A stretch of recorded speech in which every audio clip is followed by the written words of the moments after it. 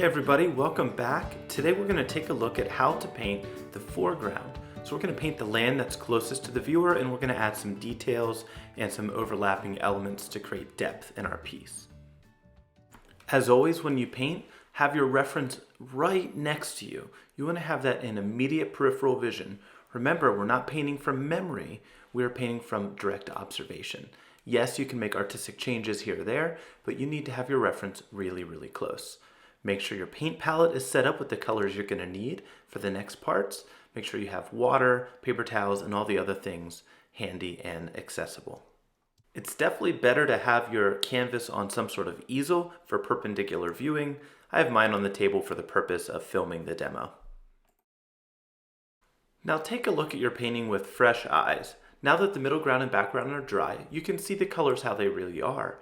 I noticed that my background mountains are a little bit too saturated and textured. So I want to show you a strategy called glazing. Glazing is where you mix the paint with acrylic gloss medium or some other material to make the paint transparent. The idea here is I want to create more atmospheric perspective on that mountain to create a sense of depth. Here's how. Go back to the sky color in your palette. Make sure it's not too saturated. I added a little bit of black to mine. You're blending in water with that brush and you're painting on this thin coat. Now I noticed I had a little too much paint, so I added more water to my brush, and if you thin it out right away, it's not going to hurt anything. Worst case, you could immediately wash this off. Now it might seem scary to go in with that bold color, but you'll see as this fades and dries, it'll create the effect that I'm after. Notice I can also use a paper towel to kind of soak up or dab some of that paint away where I want to have a little bit more transparency showing. As the paint dries, some of that glossiness will disappear, but notice how this gave that mountain that sense of distance that I'm after. You can see the middle ground elements looking a little bit more saturated, a little bit more textured in comparison. That gives it that sense of distance that we're looking for. The first thing you want to do is start painting some of the details in your middle ground that maybe you have missed. Do any touch-ups in the middle ground area as well that you see are needed. Now I'm using the tip of a small round brush to do most of my work. One of the things you'll notice is you have to have the right amount of paint on your brush for it to flow well. Not enough paint and you're going to get fuzzy, coarse edges. Too much paint, of course, and you're going to have a big globby mess. So work on refining the amount of paint on your actual brush. Now you can also experiment with different brush types. For example, if I use a flat angled brush, I can get really thin, controllable lines. Now, as I paint this landscape, I'm going from back to front. So as soon as I feel confident that an area is finished, I can start to paint in some little details. Here I'm working on this row of sort of weeds and plants in between the fields, fading into the distance. I want to mix constantly. I'm often mixing the paint right on the canvas, wet paint into wet paint. So as we talked about in a previous video, keep a wet edge. This means that the area you're painting is wet paint, and as you move on, the edge of that area should stay wet. That way you can blend in the paint while you work. Once the paint completely dries, of course you can't blend into it, but that can be an advantage for overlapping. So sometimes take a break. Give yourself a chance to come back to this painting and add new layers on top of that dry paint without any worries of smearing or blending.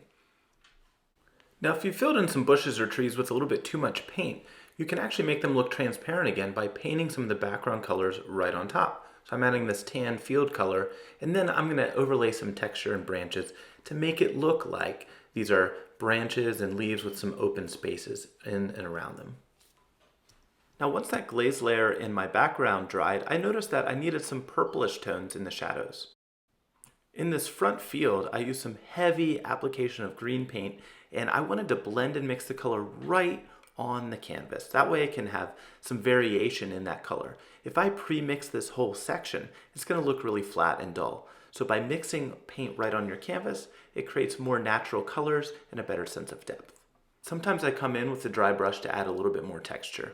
Make sure to frequently step back and look at your painting from a distance and compare it to your reference. Look for the areas that are bothering you or the areas that are successful and see how you can carry that success into other areas of your painting.